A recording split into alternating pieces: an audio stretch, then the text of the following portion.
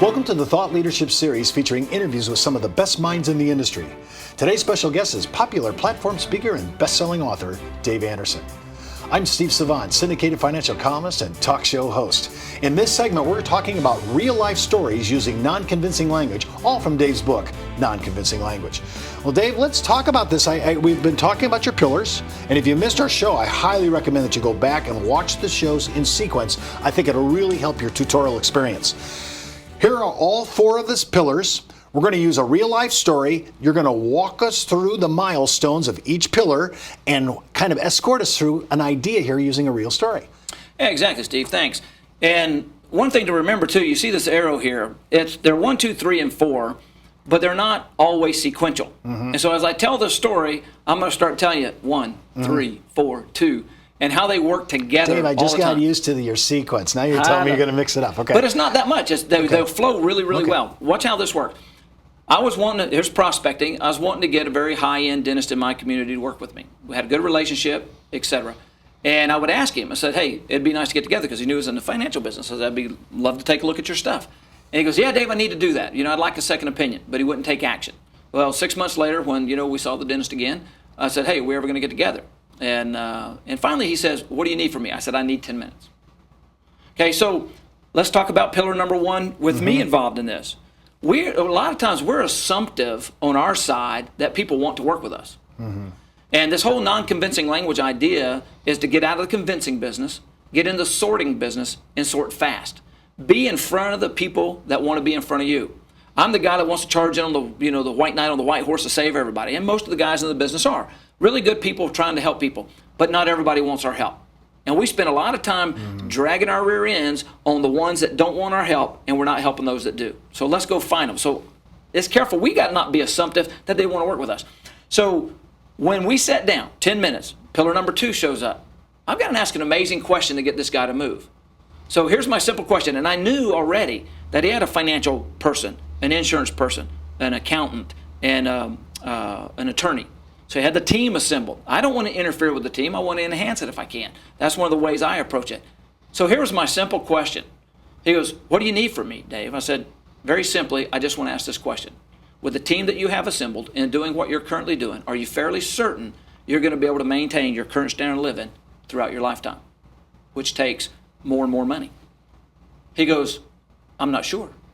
I said, how long do you want to continue to be unsure? He goes, not long. He goes, can you answer that question? I said, yes, sir, I can. What do you need from me? I gave him my 1-page fact finder. 1 page is all. Gather your documents, put it in a box, we'll pick it up. So we got him to the office, right? So he goes, where are we meeting? I said, look, I come here for the dentist, you come to my office for my meeting. And so we did. And so now we're going to move into third part of the obstacle here. There's one question that made the difference. If I wouldn't ask that question, that case probably wouldn't have moved. One simple, doesn't sound like an amazing question, does it? It was amazing to move a good case. So he walks in, very high energy guy, very deliberate. So here I am ready to receive, right? And in my mind, I'm wanting to convince. I'm wanting to show my credibility. I'm wanting to show him that he's made a good decision. All those things that our fragile egos do. But you have to resist. Non-convincing language about it. You got to resist. Answer questions. Third-party obstacles. So here we go. He says, Dave, I'm paying too much in taxes. I said, understand. See, Dave, I pay too much in taxes. He hadn't asked me a question. He didn't say, Dave, how to lower my tax bill. Here's how most advisors respond. Hey, I need to lower my taxes. Well, I'm an expert tax planner. I can lower your taxes. I can do this and we can do that, blah, blah, blah, blah, blah, blah. And they're spewing. They don't know anything yet. It's like, wait a minute. This is a statement. Pillar number 4 just showed up. So I got to listen. Question or statement? Statement. So I said, I understand. He goes, my CPA said I can't do anymore. And I said, well, that happens not to be true. He goes, what do you mean? He goes, I'm maxing out my simple plan, set plan, about $52,000 a year going into deferred plans. And I said, what about a fully insured defined benefit plan? 412 in the IRS tax code. He goes, I don't know about that. I said, we do that. He goes, that's what I want to do. I said, okay, we'll do it. Then I went back to the amazing question. I said, now before I get the paperwork ready to do that, let me reflect back to you what you want to do. I said, now do you believe taxes are going to be higher or lower? He goes, I think they're going to be hhigher. I said, so you want to put your money in a tax-deferred instrument so you can pay more taxes on it later? Dave, that ain't what I want to do. I said, okay, what do you want to do now? I think I want to pay off my mortgage and put more money into my equity and pay it off, before I retire. I said, great. And the tune of $10,000 a month. And I said, cool. Is that what you want to do? He goes, yeah. I said, all right, let me reflect back to you what you want to do. Now, you want to put your money into a bucket that guarantees 0% rate of return because equity can't earn money. Market value and equity, two different things. He goes, I want to do that. I said, what do you want to know? See, now what happened through this dialogue of me removing the obstacle, not challenging, not convincing in any way, listening to statements and not responding and answering questions, he got done. Dave, what do you think I need to do? And I said, well, you said you needed more life insurance. He goes, I do. I said, why don't we look at a plan to route that money to life insurance to see if it can accomplish some of those things that you want? He says, okay, I want to take a look at that. So you can see through this dialogue, if I went in the normal sales mode with a very high-end client and I was assumptive on everything he wanted to do with me, if I didn't ask these amazing questions, every time there was an obstacle or a challenge or something, if I go address it and convince, I build the wall up instead of tearing it down. If I respond to every statement, I'll dig a bigger hole instead of getting out of the hole. So these pillars are dynamically going on all the time. People will start them good, like they'll go, oh, there's a statement. They'll make the next statement, they'll respond. Well, wait a minute, you quit listening after the first one. So people are real good one time. That's a statement, don't respond. Wait till they talk again. Then they talk again and make a second statement. Then they go, hey, you got to stay in the game, folks, stay in the game. Well, for more information on how you can use non-convincing language in your daily sales process with your clients and prospects and how this can expand your practice, just click on the landing page address in the video description. We'll be right back with more from Dave Anderson.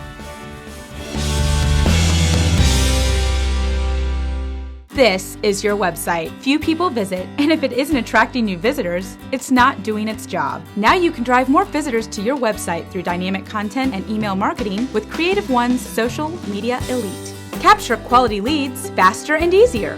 Engage your visitors with informative articles and videos to boost your online credibility. Plus, stay connected with existing clients and earn more referrals.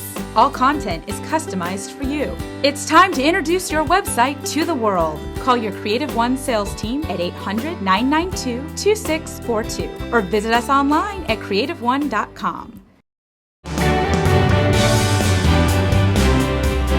In this segment, we're talking about real-life stories using non-convincing language and applying it to the sales of life insurance, all from Dave's book, Non-Convincing Language.